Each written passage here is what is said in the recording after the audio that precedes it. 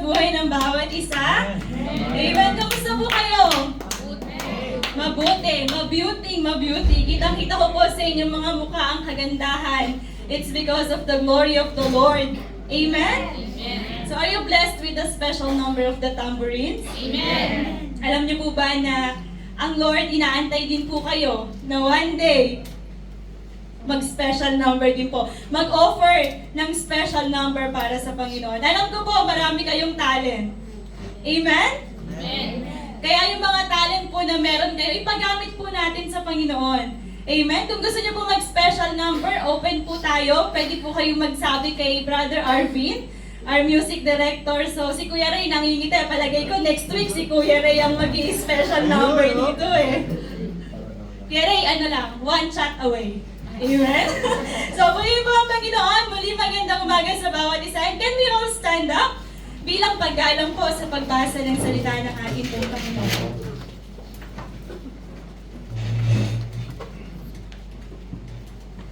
Pag-like na lang po yung Jeremiah chapter 32 verse 17.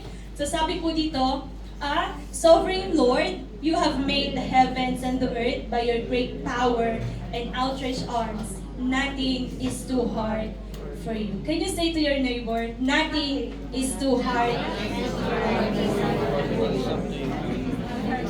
So umaga po ito, sinasabi ng Panginoon, walang mahirap sa Kanya. Amen? Sige po, let us close our eyes and let us pray. Hallelujah, Jesus. Aming Panginoong Diyos, amang makapangyarihan sa lahat, marami pong salamat sa araw na ito. Salamat, Panginoon, hallelujah, sa iyong mga salita. Tunay naman, Lord God, that you're showing and displaying your great power, Panginoon, hallelujah, over your people, the Dakilang Diyos, sapagkat tunay naman, Lord God, that nothing is too hard to you, God. Lord, salamat sa umagang ito, Panginoon. I pray, Lord God, na speak to your people, Panginoon, in your very special way, hallelujah. Kayo po ang mangusap, Panginoon, at gamitin mo ang iyong lingkod, Panginoon, to deliver your word, Panginoon, without any additional or any nabawas, Panginoon, but your word, Panginoon, hallelujah, sa umagang ito. Lord, less of me and more of you this morning, Panginoon, at sa bawat araw ng aking buhay, Panginoon. Marami pong salamat, Panginoon, sa pagkain espiritual na inihanda mo para sa iyong mga anak. Salamat po, I believe and I pray na bubusugin mo espiritual ang buhay ng bawat isa. Kung pumunta kami ng gutom, Panginoon, spiritually uuwi kaming busog, spiritually, Panginoon. Salamat po. This is our prayer in Jesus' mighty name. Amen. Amen. Hallelujah. Pwede po ba natin bigyan ng isang malakas na palakpakan, Panginoon? Hallelujah. Bago na po ba yan? Amen. Praise God po iyo po ang Panginoon. Alam niyo po, nandito yung ating training ground, ano po, para pagdating natin sa langit. Hindi pa naman po sa ngayon, at wag muna po sa ngayon, ayun, at least alam na natin how to praise and worship our living God. So sabi po dito sa Jeremiah chapter 32 verse 17, O Sovereign Lord, ang Diyos na makapangyarihan, you have made the heavens and the earth. So alam po natin kung sino po ang ating Creator. Amen? You have made the heavens and the earth by your great power. Amen? When we say great power, we know that our God, His deity, He is omnipotent. Amen?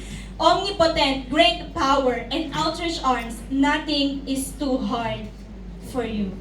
Amen? Kaya kung may mga pangamba tayo, kaya-kaya ng Lord. The Lord is telling you this morning, nothing is too hard to the Lord. Bakit po? Sapagkat ang ating pag-aaralan sa umagang ito ay with the title of God is in control. Amen? Hindi man po natin kontrolado ang mga bagay-bagay, but God is in control. Amen? So sama-sama po tayong pag-aralan ang salita ng Panginoon sa umagang ito. And ipinapaalala po sa inyo ng Diyos na hindi niyo man po kontrolado ang mga bagay at pangyayari, sitwasyon sa buhay niyo, but He is in control. Amen? Sige po. Meron po ako ipapakita sa inyong picture. Kilala niyo po ba to? Yes. Alam niyo po ba kung kanino tong bahay? Yes. Kanino po?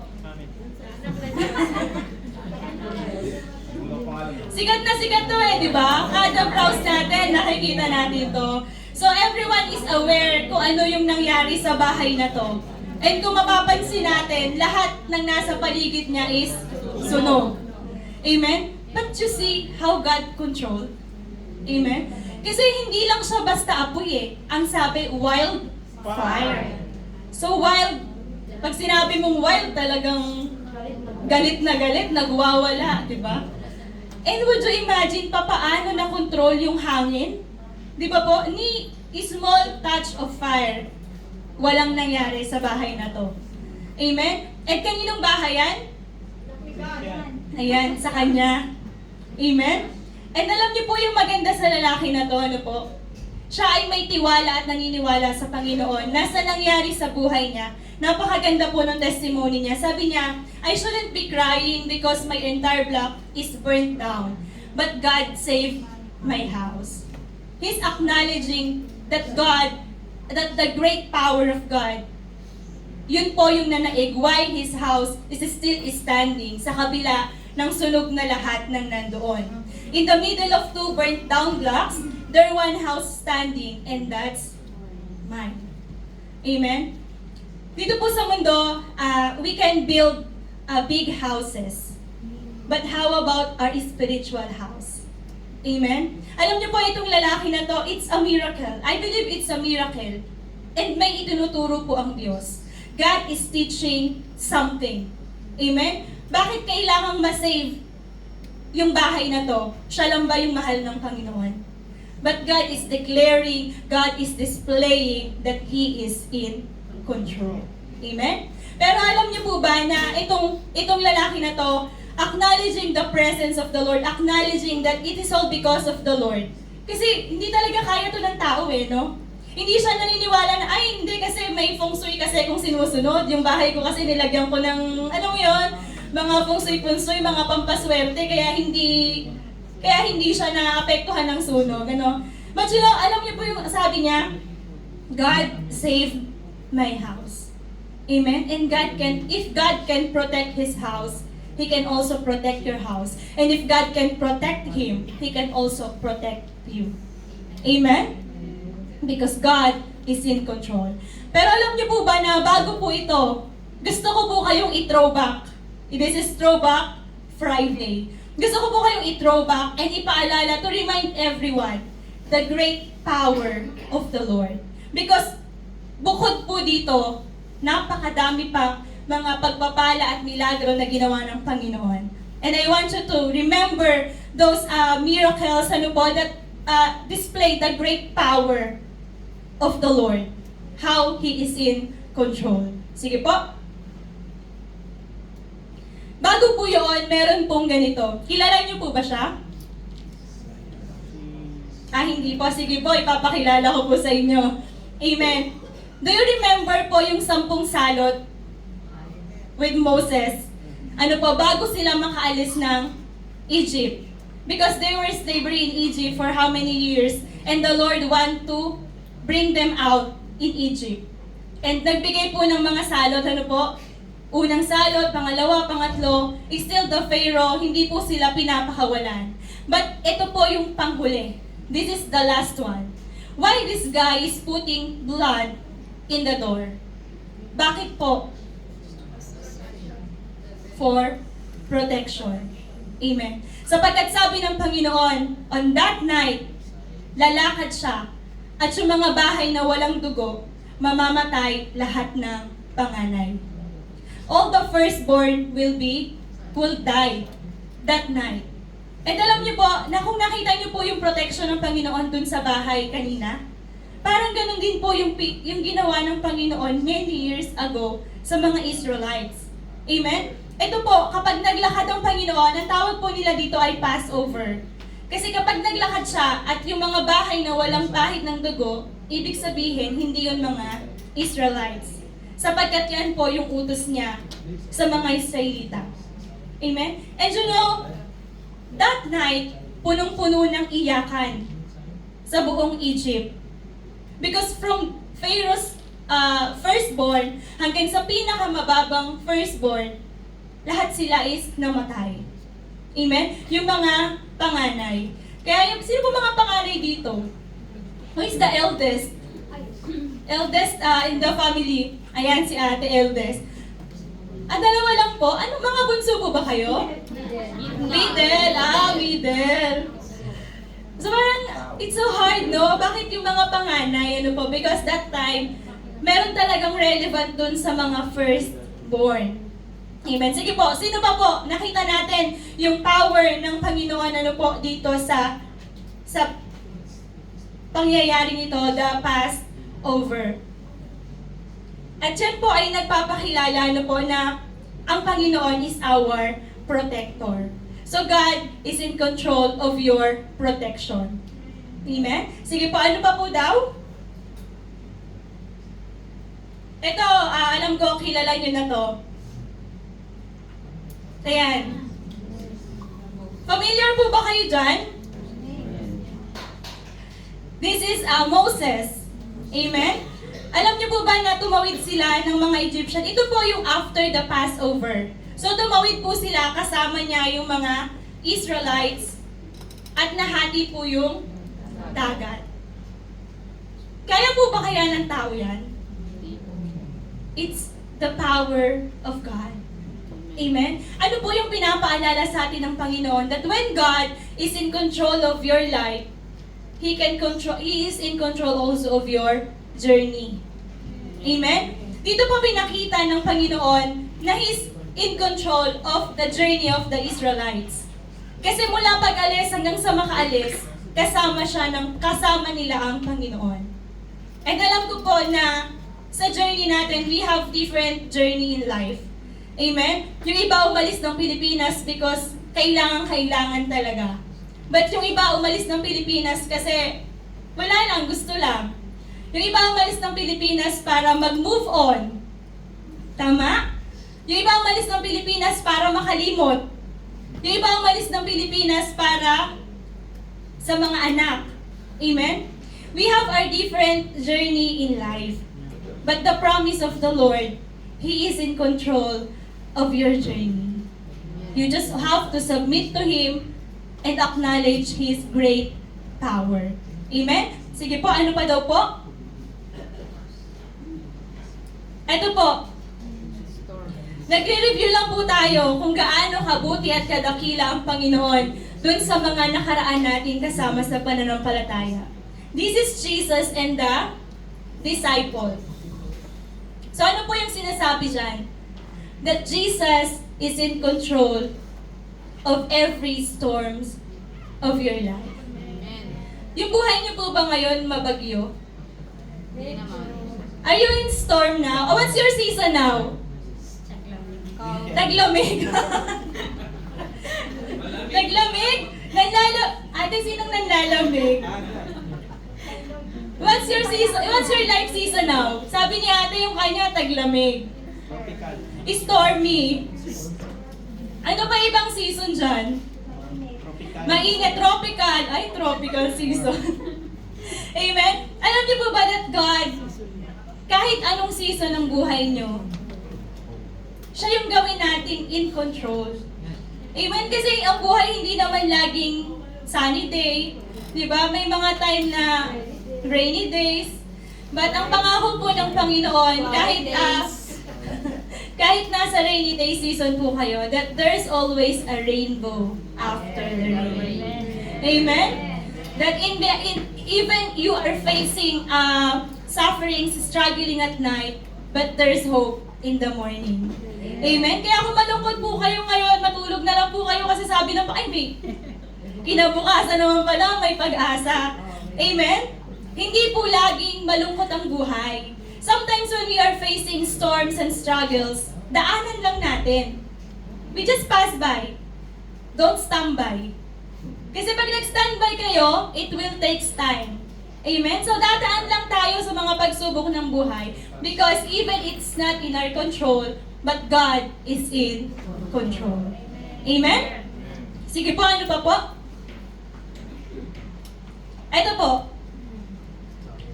Alam niyo po ba to? This is the wall of Jericho. Ito po yung wall ng Jericho. And God is reminding you that He is in control of any giants in life. Marami po ba kayong hinaharap na Goliath ngayon?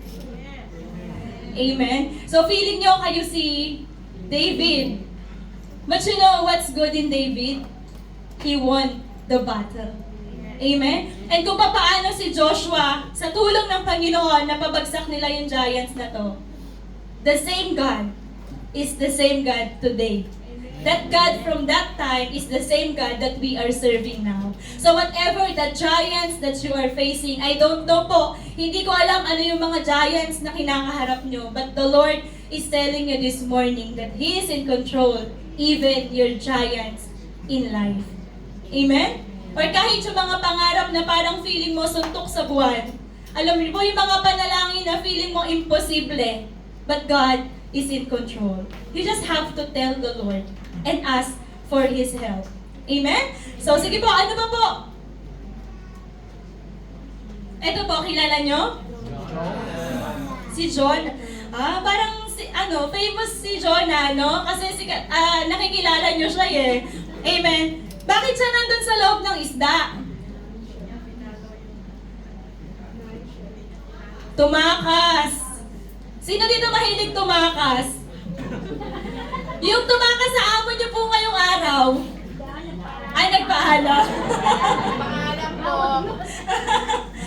Si Jonah kasi tumakas. Amen? Mga tumakas sa utang, meron ba?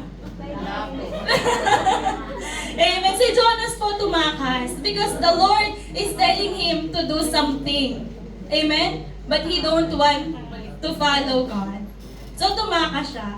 And this morning, the Lord is reminding you with this great power that the Lord display on the life of Jonah, that God is in control of your ministry. Amen? Sa mga wala pa pong ministry, lahat tayo pwedeng mag-minister eh. Yung mag-share ka ng word of the Lord, sa labas, sa kakilala mo, sa kapitbahay. Yung instead na marites, ang imanites natin yung salita ng Panginoon, meron na tayong ministry. Amen? Dito po, ang ministry ni Jonah ay gusto ng Panginoon na pumunta siya ng Nineveh. Pero iba yung ginawa niya. Hanggang sa nilulon siya ng isda. Pero alam niyo po ba na si Jonah walang sugat? Hindi po siya nagkasugat kahit nilulon siya ng isda. Pero minsan tayo pag kumakain ng isda, natitinig pa. Yung ang liit-liit na anong isda, natinig ka pa. But Jonah, ayan siya. Pero alam niyo po ba maganda sa kanya? Ibinalik siya ng Lord. In His ministry. Minsan nga po nag-uusap kami na parang when we became a pastor, parang our ministry or our service in the Lord, our responsibility becomes bigger and bigger and bigger. And sometimes we are just telling, Lord, can we just go back to the days that we're just attend this, we don't have this pressure, we don't have this kind of things. But you know, the Lord is promoting us. Amen? And if especially, like for example, in your job, if you are just new, your responsibility is shwaya lang. Di ba po? Shwaya lang yung responsibility. Pero kapag you are promoted as manager or supervisor, yung trabaho mo and yung responsibility mo is getting bigger. So if that's happened to you, don't be like Jonah. Amen? Na tumakas. Kasi kahit tumakas ka, ibabalik ka pa rin ng Panginoon. Amen? Sapagkat tayo po ay nasa kawan ng Diyos. Amen? So put God in control of your ministry. Sige po, next po. Ito, kilala niyo ba siya? Parang nagliligawan lang sa palayan, ano? Sino siya? Si Ruth. Amen? This is Ruth and this is Boaz. Ayan, so, do you know the story? Si Ruth po ay isang widow. Siya ay isang widow. So yung mga widow dyan, may pag-asa pa pala na makakita kayo ng inyong mga Boaz. Amen? So huwag mawala ng pag-asa. Ito po si Ruth. She's a widow. But the Lord blessed her. Amen? Kasi maganda yung relationship niya with her mother-in-law. Kamusta naman tayo sa mga mother-in-law natin? Okay naman. Ay, patay na. Wala na. Nung nabubuhay pa po, Okay naman po. hindi talaga. Sabi po nila, you are blessed when you have a mother-in-law na makakasundo mo. Kasi karamihan daw po ng mother-in-law, tsaka yung biyanan at tsaka manugang, magkakontra, magkahiwalay. Praise God kasi yung mother-in-law ko po ay mabait naman. Amen? So, si Ruth po ay very close sa kanyang mother-in-law na si Naomi. So, yung relationship po niya is maganda sa kanyang mother-in-law. At the same time, binigyan po siya ng Panginoon ng buwas ng buhay niya. Amen? Kasi wala na siyang makakapitan, wala na siyang, kumbaga sabi nga ni Naomi, hindi na ako pwedeng manganak ulit para magkaroon ka ng panibagong asawa. So ano po yung sinasabi ng Panginoon dito? That even in your relationship, put God in control. Amen? Kasi ang isang relationship po na hindi na ipanalangin, it will lead to separation daw, sabi niya. Amen. Always put God in control. Ay, dito para sa'yo Amen.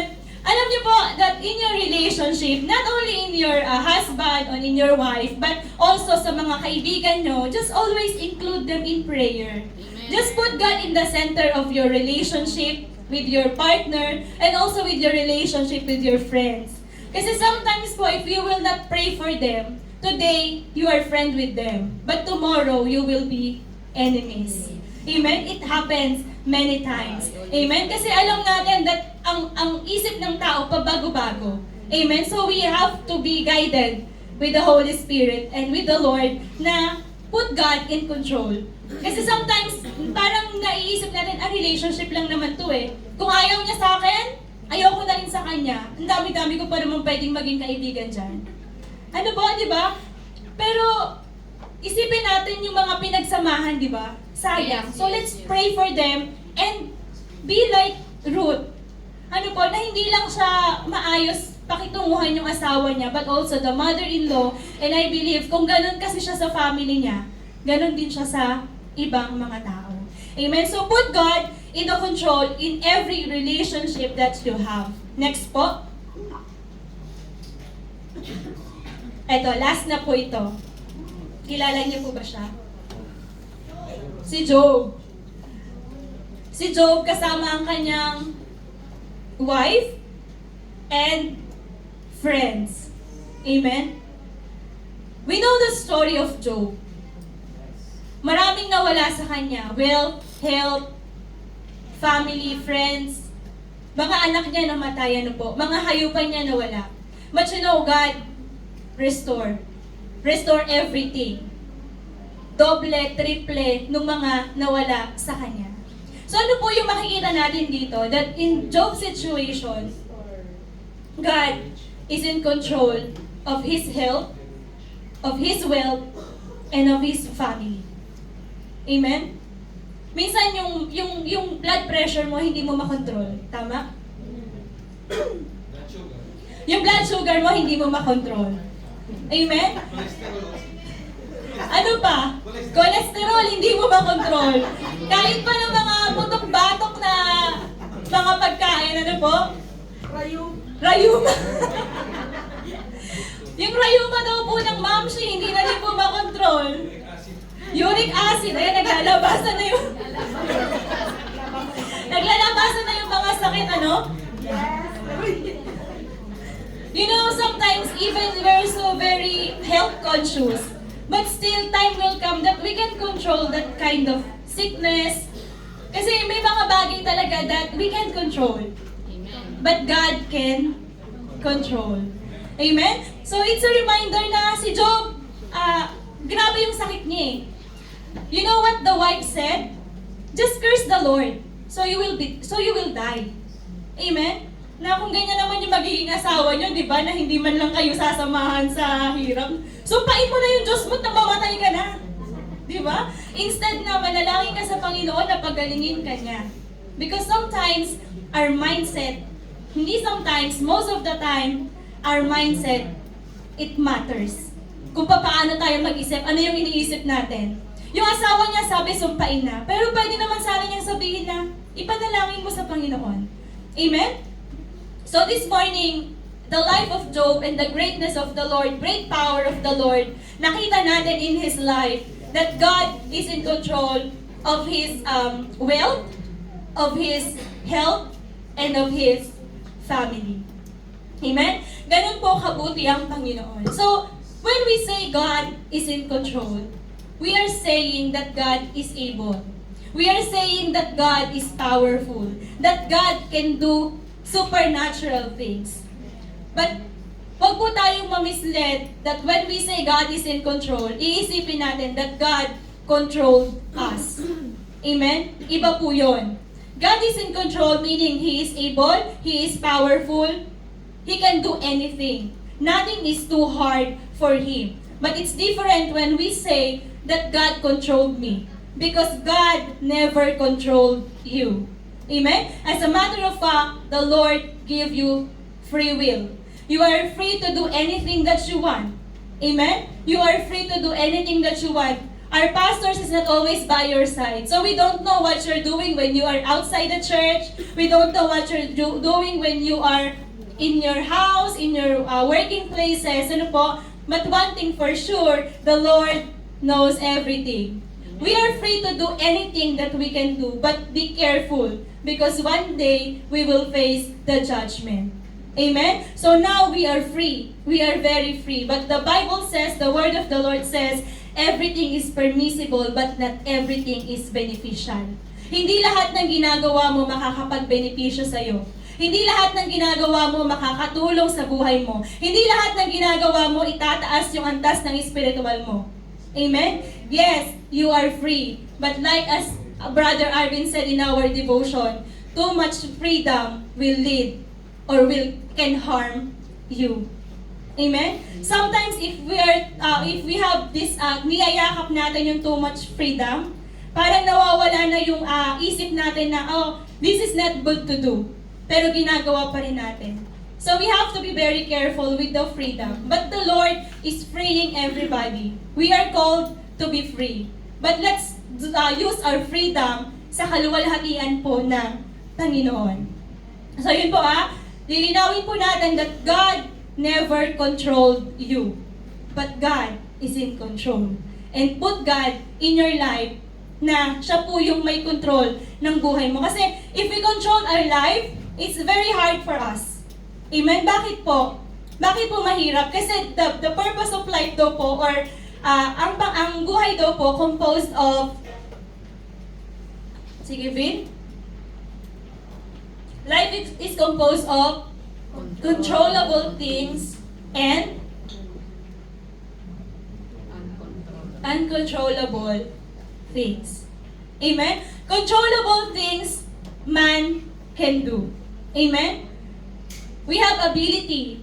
We have resources. There are things in life that we can do on our own. But especially when we are a Christian, everything that we did or everything that we will do, we will just ask the help of the Lord. But there are things which is uncontrollable, things that only God can do. Amen? O lahat po kaya natin. Amen? Alam niyo po, I just want to testify this one. Ano po? Nung last year po, when my father po is nire-revive. Ano po? So, I was in my working places. It's 9 o'clock in the evening here in Oman. And then yung sister ko, bigla siyang nag-message sa akin na nire-revive si Papa. So parang I was shocked because malakas siya eh. Wala siyang kahit anong nararamdaman. And he's still young. So when my sister told me that our father is in the hospital na nire-revive, so alam niyo po yun na parang, what happened? Napatanong ako. Sabi ko, Lord, what happened? And then I just go inside the fitting room and then I pray. I pray to the Lord na, Lord, I'm still not ready for this. So I pray to the Lord na just extend His life. Lord, please, please, please, just extend his life. But at the end of my prayer, I told to the Lord that, Lord, even I want him to be like alive mas marami pang taon. But I know that there are things in life that I cannot control. And you are the only one who control those things. And nung nalaman ko nga po na wala na talaga, kasi I believe kapag kalooban ng Panginoon, it will happen eh. Amen. And kumbaga parang tinanggap na natin na ganun yung nangyari. But sabi ko in my prayer that, Lord, there are things in life that I can't control. But you are in control of everything. So if that's your will, then we will accept. Amen? And in life po, na gusto po nating sabihin na maraming mga bagay na hindi tayo kontrolado. Sometimes, meron tayong malaking problema. Pero isip tayo ng isip. Hindi na tayo makatulog sa gabi. Kumbaga parang yun na lang yung iniisip natin palagi. But there are things na man cannot do, but God can do. Amen? So, kung may mga bagay na sa tingin mo you can control, just give it to God. Amen? Just give it to God. Kasi even you are, sabi nga, mag-worry tayo ng mag-worry sa mga problema natin, sa mga finances sa Pilipinas. Kung hindi naman talaga kaya ng salary natin, we can control that things. Amen? Just leave it to the Lord. And the Lord will provide. Amen? Huwag tayong, alam mo yung parang masyadong superhero or sasabihin, ay ako si superhero kaya ko kasi itong gawin. Amen? We're just a human. Amen? And a human dependent to the Lord. And if we cannot do, just give it to the Lord. Sabi nga po nila, if the burden is too heavy, maybe it's not you to carry. Amen? Just give it to the Lord. Amen? The Lord is powerful and He can do more than what you can do. Amen? Mas makapangyarihan po ang Panginoon. Doon sa previous pictures na nakita po natin, you know what the servants did? Ang ginawa po nila is obedience. Sumunod po sila. Servants' obedience and God's power display. So if there are things that is uncontrollable and sinasabi ng Panginoon that do these things, just obey the Lord, and the great power of the Lord will display. Amen? Amen po? Amen. Parang seryoso niyo po Amen? Huwag niyo na po masyadong isipin yung mga bagay na uncontrollable. Kasi ang Panginoon po, He is in control. So ano po yung matututunan natin sa umagang ito? So meron po akong 3 bagay that I want to share with you from the Word of the Lord. Sabi po ng lesson 1, God's awareness of our human condition does not lead Him to judgment, but rather to understanding and support. Amen? Balikan po natin yung,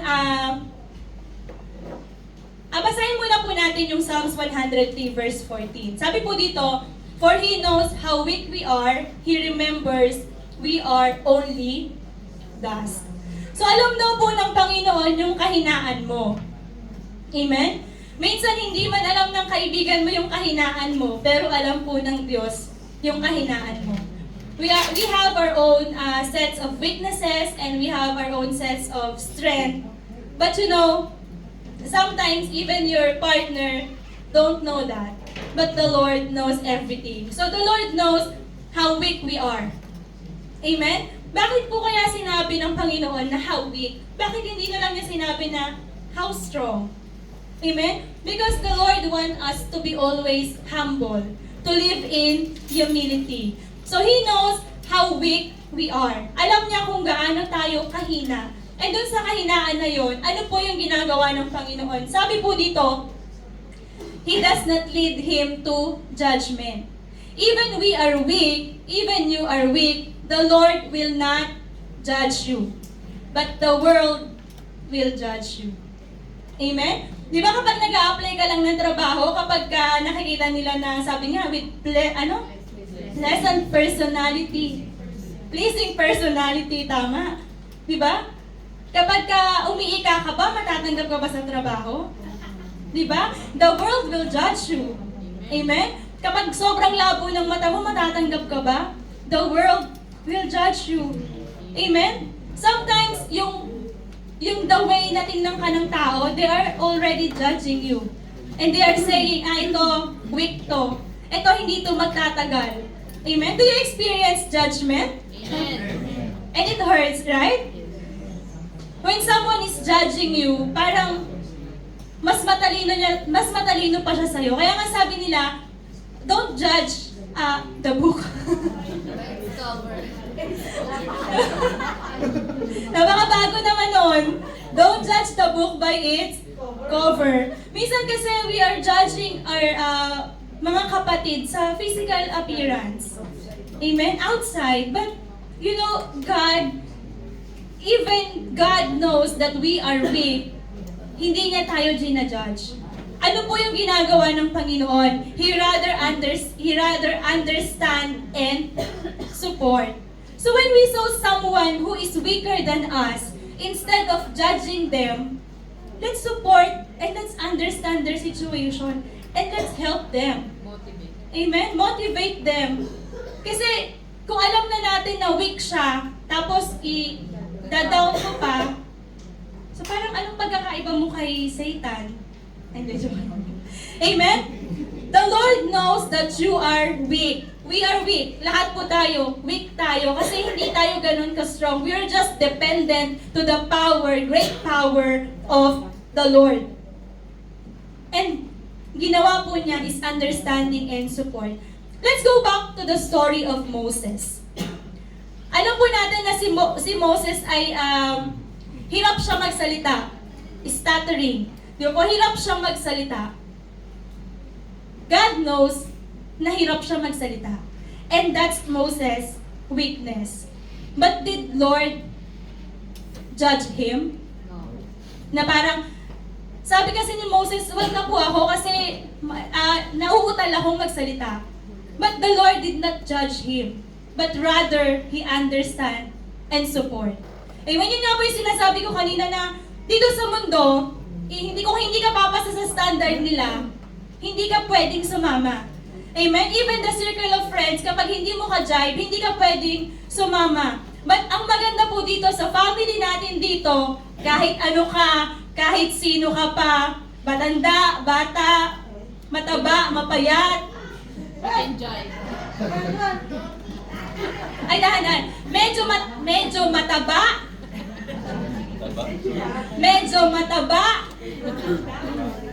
maliit ka man, o medyo maliit, or matangkad.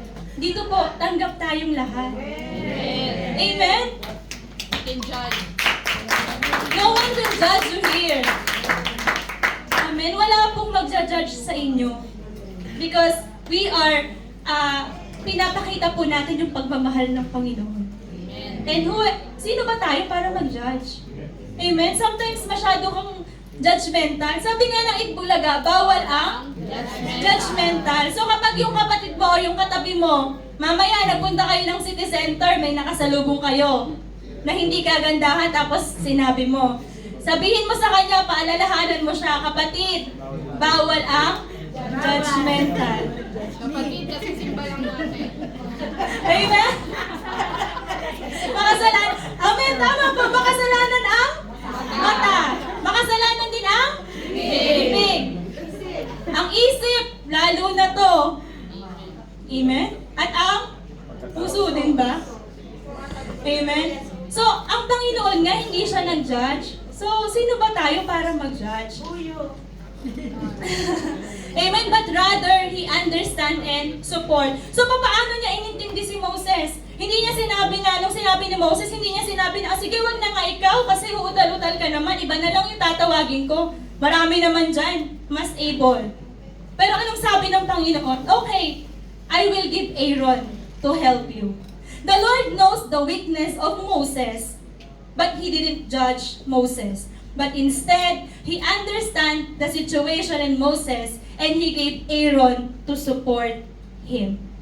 Amen? God's awareness of our human condition does not lead Him to judgment, but rather to understanding and support. So when our lives ay nasa control po ng Panginoon, yung mindset po natin may iba.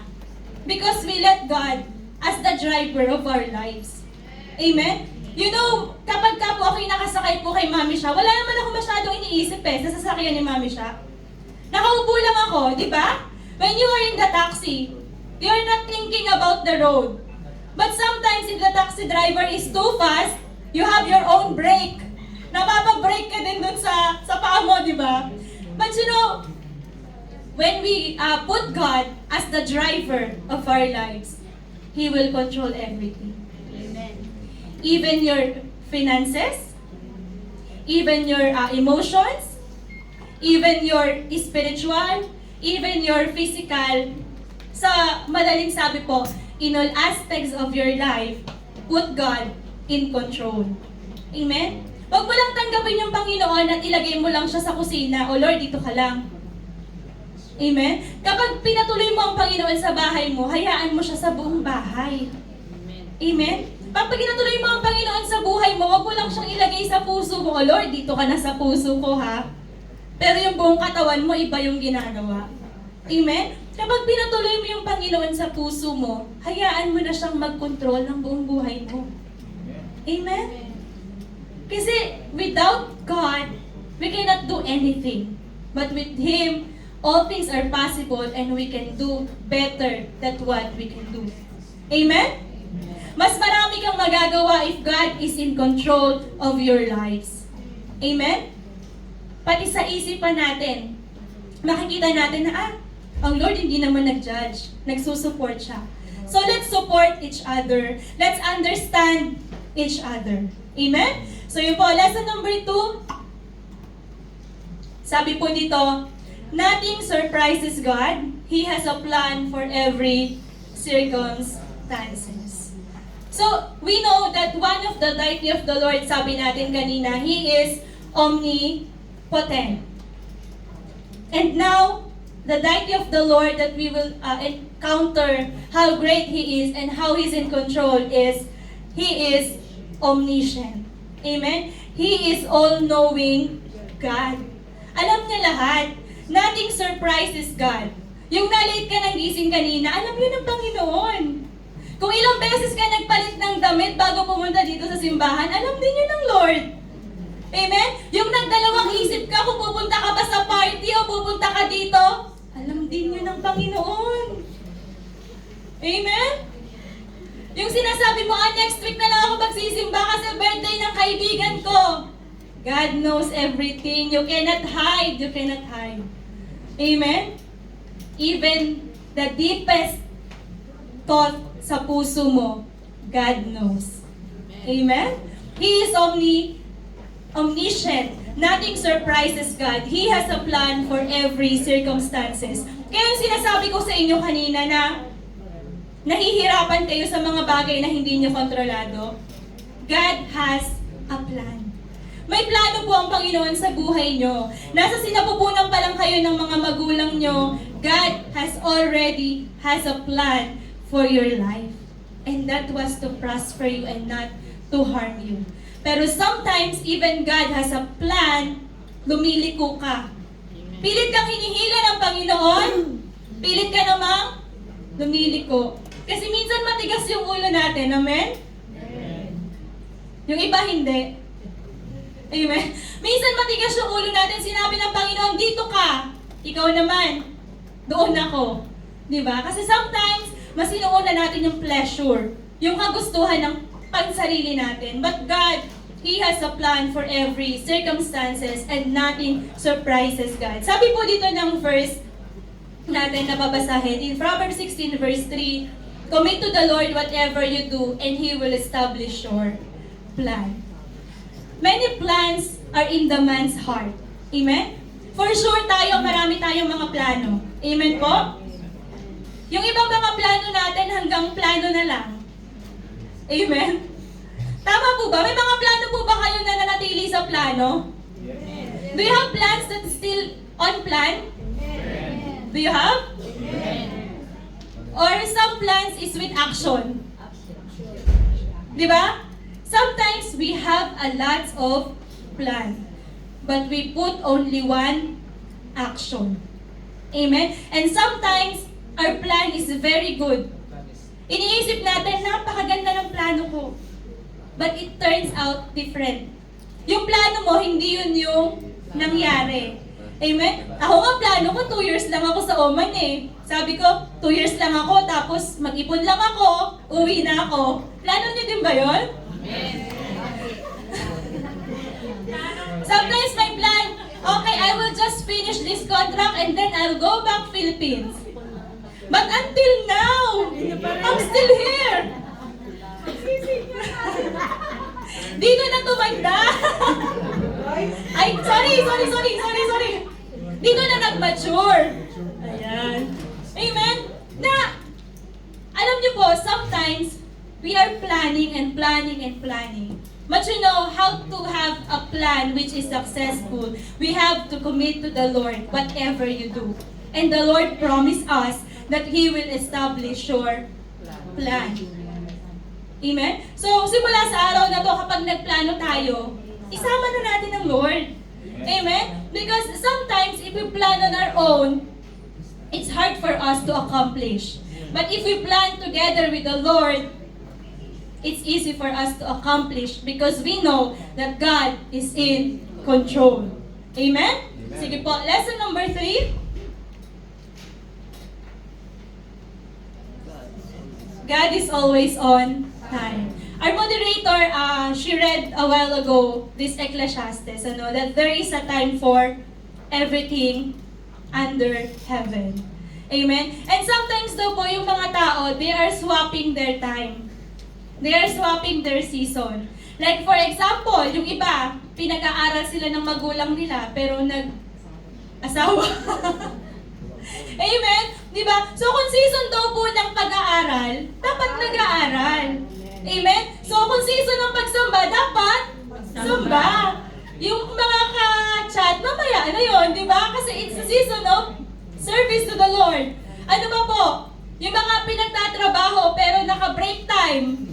Amen? Yung, alam mo yung kakapasok mo lang ng trabaho tapos magkakapi ka na agad. Ang sakit! Amen? Wala ka pang nagagawa, nagkakapi ka na agad.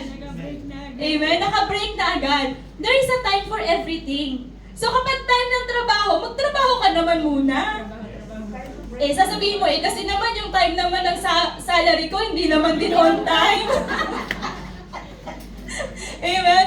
Baka ginagantihan mo lang yung company, late ako papasok, yung salary ko nga, hindi naman on time eh. Di ba? Amen? But you know, don't change our season. If this is the season that we have to do, then focus on that. Amen? Because God is a God of order and God is always on time. Ang Panginoon po, never na late and never early. He's always on time. Amen? Kaya kung iniisip mo na yung prayer mo parang delay, it's not delay. It's still God is working on it. Because maybe you're praying for something but you're not still ready. Amen? And if the Lord will give you that prayer, if the Lord will answer yes on that prayer, you will not enjoy. You will not embrace that answered prayer. Why? Because you are not ready. Amen? So if the Lord is telling you to stay, don't be sad. Even you are 10 years, 12 years, 11 years, you're still here in Oman, even your plan is only 2 years, the Lord still has a purpose. Amen? So wherever we are, just enjoy. Amen? While we are here in Oman, just enjoy our job, enjoy together this fellowship. Always attend the fellowship. Huwag na tayong magdalawang isip. Amen? Every time na may pagkakataon tayo, just attend the fellowship. It will strengthen us. Amen? Kasi po yung journey natin dito, it's not easy. But every time na pumupunta tayo dito, alam niyo po ba yun na when you come here, yung sisidlan mo, your vessel is empty. But when you go outside, nafu-full siya eh. Parang umiigib ka. Amen? Umiigib ka ng lakas. Ako po, kapag hindi ako nakakapagsimba, parang there's something missing in my life. Ano po, na parang kulang yung lakas ko sa buong linggo. But when I am here, parang umiigib ako sa presensya ng Panginoon. So, let's keep on coming and be excited sa fellowship po na to and to give glory to the Lord. Okay, back to the lesson number 3. Sabi po dito, God is always on time. Sige po, sabi po ng Isaiah 60 verse 22, one of our favorite verses, that when the time is right, I, the Lord, will make it happen. So if you are praying for something and still the Lord is not giving, maybe this is still not the right time for that prayer. So huwag kang magsawa, just continue pray because everything God is in control.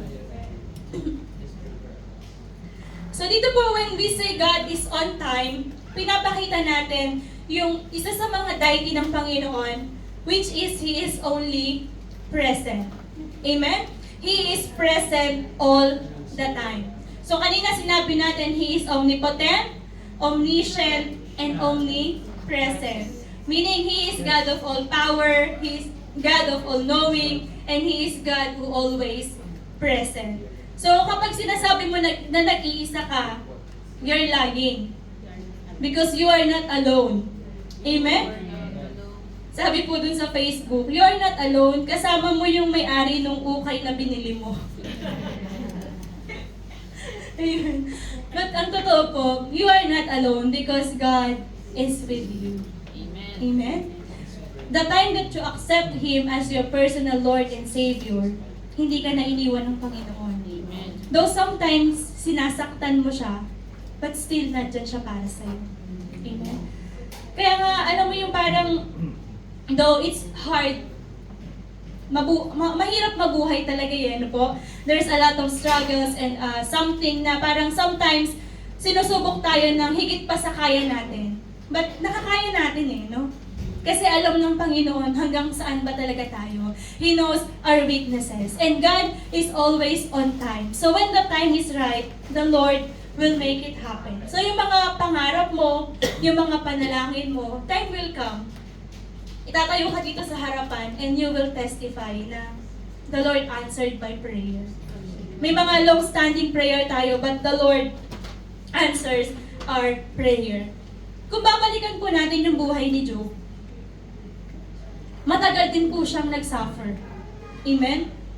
Matuwid siyang tao, pero nawala lahat ng kalilingan niya, nawala lahat ng yung mga anak niya. Di ba po, isang anak lang mawala, napakasakit no? Pero si Job, ang dami. Di ba po? Tapos mayaman siya, pero yung wealth niya nawala. Tapos nawala din po yung kanyang mga kaibigan. Di ba sometimes kapag, sabi nga nila, kapag may pera ka, may kaibigan ka. Pero kapag wala ka ng pera, wala ka na rin kaibigan. Ano po? Pero dito sa Good Shepherd, kahit wala po kayong pera, kaibigan niyo po kami. Amen? Praise God. So, dito po sa buhay ni Job, makikita natin na it takes time. It takes time bago mabalik yung mga bagay na meron siya. It takes time kasi alam natin na si Job, kahit sinasabi ng asawa niya na just isumpa mo na ang Panginoon. Kalimutan mo na ang Diyos. Pero si Job po, he stay calm and he stay faithful with the Lord. Kung tayo po magkaroon ng ganong klaseng pagsubok, nandito pa rin po kaya tayo. Grabe, may sakit, nawala lahat-lahat sa kanya. Minsan kasi misconception when you are a Christian, kailangan blessed na blessed ka. Amen? Misconception na Kristiyano na yan, bakit naghihirap pa yan? Kristiyano na yan, bakit ganyan pa yung pamumuhay niya? Amen? But sometimes, kailangan natin dumaan sa mga ganung bagay so we can be more strong. Amen? So, magdi-depend tayo sa Panginoon kasi kapag kaya na natin, we will become independent. So, the Lord wants us to be dependent. So, si Job po, he's so dependent to the Lord. And the time come na si Job po, bumalik yung kanyang mga ari-arian. God restores everything. Alam niyo po yung malungkot sa buhay ni Job? Nung naranasan po niya yon, wala po siyang support system. Amen? I remember Sister Lynn, when she got the operation, ang pinagpapasalamat niya is yung kanyang support system. Bakit daw? Kasi po, di ba, kapag may pinagdadaanan tayo, yung support system is napaka-halaga. Amen? And nakita ko din po, and I was so touched din po sa buhay ninyo nung nasa hospital si Sister Lina, yung unending love and support po ng mga kapatiran nasa kanya. And yun po yung maganda sa atin ngayon. But during the time of Job, wala po siyang support system. Yung pamilya niya, yung mga kaibigan niya na dapat sana mag-motivate sa kanya, magpalakas ng loob niya, wala. Di ba po? Iba yung panahon ni Job. Pero kung tayo may dadating sa ganung mga pagkakataon, always remember that God is in control. Si Job po, kahit sinasabi na ng mga tao na isumpa mo ng Panginoon, but still, he believed that God is in control. And he believed that God can restore anything in his life. And this moment, kung may mga bagay po na inalis ang kaaway sa buhay nyo, God is always there to restore everything. Amen? God can restore yung mga sirang relasyon. God can restore yung mga pagsubok na sa tingin mo hindi mo kaya. God can restore your wealth. God can restore your health. Kung ano man yung sakit na meron ka ngayon, God can restore your health. Amen? Kaya ng Panginoon. He is in control of everything. Ano lang yung kailangan mong gawin? Hayaan mo siya. Amen? Invite God in your life and let God be in control of your life. Amen? Kasi ganun po yung ginawa ng Panginoon. And makikita po natin na kapag ginawa natin yon, the Lord will not leave us nor forsake us. Amen? Pumunta na po siya, nauna na po ang Panginoon para sa atin. Amen? So sa habang ito po, ay sa umagang ito, sa akin pong pagtatapos sa conclusion, sabi po ng Deuteronomy 31 verse 8, the Lord Himself goes before you and will be with you. He will never leave you nor forsake you. Do not be afraid. Do not be discouraged. Amen? I don't know your situation this moment, but one thing for sure, the Lord Himself, siya mismo, He goes before you. Bago ka pa pumunta dito, nauna na yung Panginoon. Amen? Bago pa po mahati yung dagat during the time of Moses, nauna na ang Diyos. Amen? Bago pa po mas magkaroon ng sunog doon, nauna na po ang Panginoon. Bago pa po kayo makarating ng Oman, nauna na ang Lord para sa inyo. Inihanda niya po ang lahat para sa inyo. The Lord Himself goes before you and be with you. Kaya hindi po kayo nag-iisa. God is always with you. He will never leave you nor forsake you. Kahit tinalikuran ka ng asawa mo, tinalikuran ka ng pamilya mo, tinalikuran ka ng kaibigan mo, pero ang Diyos, hindi ka po tatalikuran. Amen? Amen. God is in control, so do not be afraid. If there is something in your heart this moment that you felt afraid, you felt discouraged, the Lord is reminding you and motivate you this morning that He is in control and His power can display in your life. So do not be afraid and do not be discouraged. Tayo pong lahat ay tumayo.